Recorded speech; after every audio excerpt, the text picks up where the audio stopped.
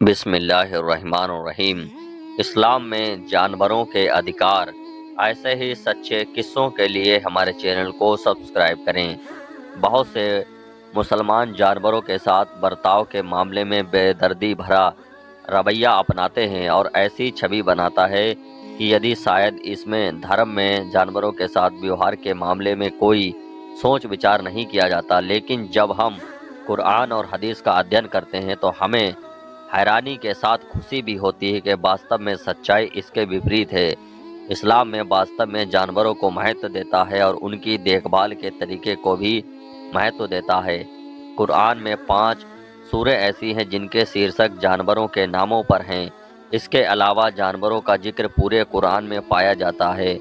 سورہ الانعام میں کہا گیا ہے کہ زمین میں چلنے پھرنے والا حیوان ہو یا 2 پیروں سے اڑنے والا جانور، ان کی بھی تم لوگوں کی طرح جماعتیں ہیں۔ خدا نے اپنی لامحدود حکمت اور دانائی کے تحت اس سے آہستہ پرانی جیسے پکشیوں، شہد کی مکھیوں اور چیونٹیوں کو بھی برادری کے طور پر معین کیا گیا ہے تاکہ وہ اپنے نیتک اور سنگٹھن کے مضبوط قانونوں کو توڑے بنا کام پر کر سکیں، آپس میں سمپرک کر سکیں اور اپنے وجود کو برقرار رکھ سکیں۔ دنیا کے سبھی پرانیوں کی سہت جانور بھی اپنے خدا کی تعریف اور تسبیح کرتے ہیں۔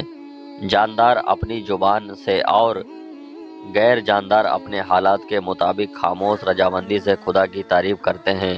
حضرت نوح علیہ السلام کو وحی کے ذریعے ہدایت دی گئی تھی کہ ایک بڑی ناؤ کو بنائیں اور ایک کشتی ہمارے حکم سے ہمارے روبرو بناؤ، اور جو لوگ ظالم ہیں ان کے بارے میں ہم سے کچھ نہ کہنا کیونکہ وہ ضرور غرق کر دیے جائیں گے۔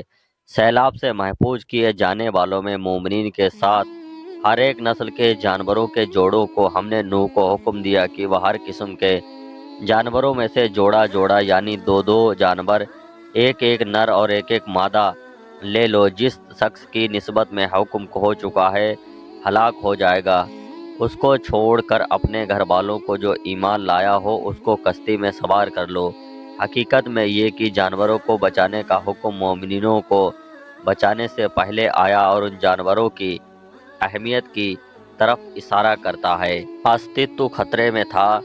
قرآن میں نبی صالح علیہ السلام کی قوم سمود کی کہانی کو بتاتا ہے جس میں ان لوگوں کے طریقوں میں سدھار کے لیے آپ کو بھیجا گیا تھا تاکہ لوگوں کو ایک خدا کی طرف بلائیں اور گزرے ہوئے وہ وسائل سنسادن تھے ان کو انصاف کے ساتھ بانٹیں۔ اپنے ان نیتاؤں کے ساتھ سمجھوتا کیا جن کا پانی کے سروتوں پر قبضہ تھا، جسے لوگ اونٹنیاں جنہیں خدا کی طرف سے بطور نشانی یا معجزہ چمتکار بھیجا گیا تھا استعمال کرتی تھی۔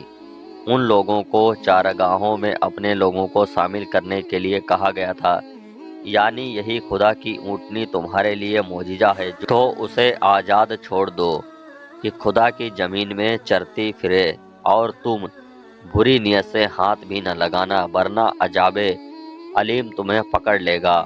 لیکن ان لوگوں نے اپنا وعدہ توڑا اور اونٹنی کو مار ڈالا۔ چونکہ پوری قوم اس سازش میں شامل تھی، پوری قوم تباہ ہو گئی۔ ان کی تباہی کی فوری وجہ یہ تھی کہ ان لوگوں نے اونٹنی کو نقصان پہنچایا تھا۔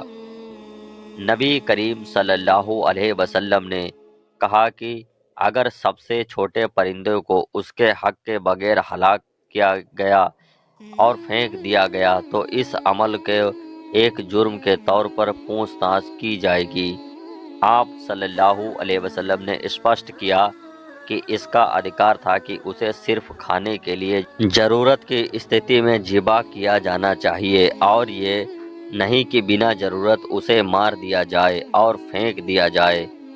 مسکات کیول آنند کے لیے شکار کو حلال نہیں مانا جاتا۔ نبی صلی اللہ علیہ وسلم نے یہ بھی ہدایت فرمائی کہ جانور کو ذبح کرنے کے لیے چھری تیز ہونی چاہیے تاکہ پشوؤں کو ادھک درد نہ ہو۔ ایک بار نبی صلی اللہ علیہ وسلم نے دیکھا کہ ایک جگہ پر خیمہ لگانے کے دوران کسی چیونٹیوں کے پہاڑ کے پاس آگ روشن کر دی۔ آپ صلی اللہ علیہ وسلم نے اسے ترنت بجھا دینے کا حکم دیا۔ ایک بار کسی نے ایک پچھی کے دو چھوٹے بچوں کو پکڑ لیا۔ ان پچھیوں کی ماں تکلیف کے ساتھ ان کے سروں پر چکر لگانے لگی۔ جب رسول اللہ صلی اللہ علیہ وسلم نے اس منظر کو دیکھا تو آپ صلی اللہ علیہ وسلم نے اس ویکتی کو انہیں آزاد کرنے کے لیے کہا۔ ایسے ہی سچے قصوں کے لیے ہمارے چینل کو سبسکرائب کریں۔